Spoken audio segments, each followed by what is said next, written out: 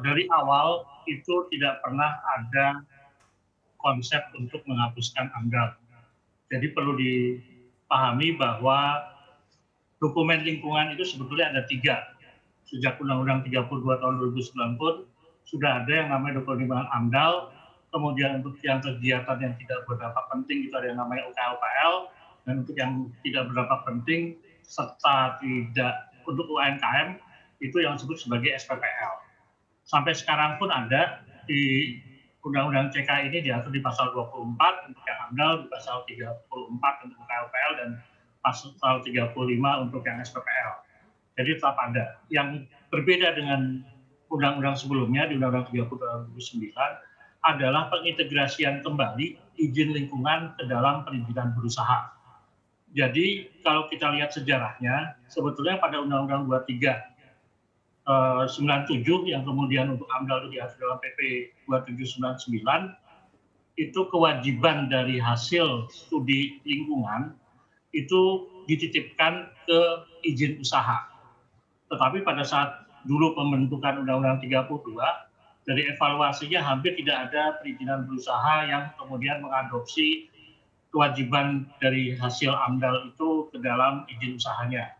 Sehingga kemudian di-create-lah yang namanya izin lingkungan di Undang-Undang 32 tahun 2009. Nah, sehingga akibatnya proses perizinan itu kemudian ada 4 tahap.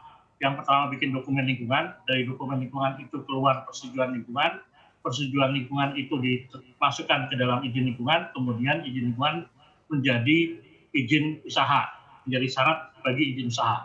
Nah, di dalam Undang-Undang CK ini kemudian dipotong satu tahapan. Jadi izin lingkungan itu kembali diintegrasikan, dimasukkan kembali ke dalam perizinan usaha.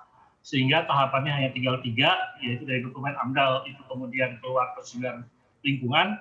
Berdasarkan persetujuan lingkungan itu kemudian menjadi prasyarat bagi diterbitkannya perizinan berusaha.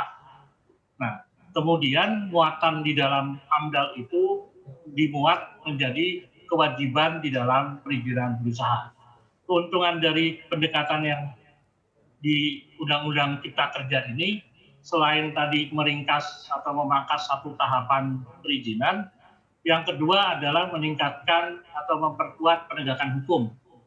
Jadi dalam konstruksi hukum sebelumnya, apabila ada pelanggaran, kemudian diterapkan sanksi administratif, misalnya pembekuan atau pencabutan izin, maka yang dibekukan atau dicabut izinnya adalah izin lingkungannya.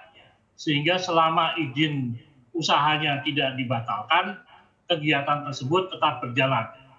Dengan konsep yang baru ini, maka apabila ada pelanggaran terhadap izin, kemudian diterapkan sanksi administrasi seperti pembekuan atau pencabutan izin, maka yang dibekukan dan dicabut itu adalah izin usahanya. Dengan dicabutnya izin usaha, maka kegiatan tidak dapat lagi melakukan usahanya.